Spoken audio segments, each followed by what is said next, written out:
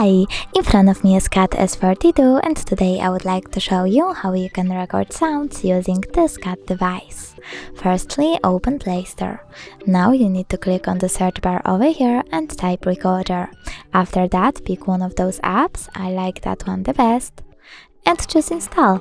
After that, open it. Now choose allow and tap on the red button to start the recording. You can pause it and unpause it by tapping on the smaller one. If you want to end your recording and save it, click on the big button again and name your recording over here. After that, choose OK, and to access the list of all your recordings, click on this left button with headphones. Close an app. And as you can see, my recording is over here.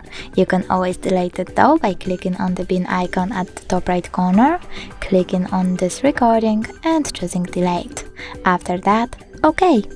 Thanks so much for watching. If you enjoyed this video, don't forget to leave a like, comment and subscribe. Bye!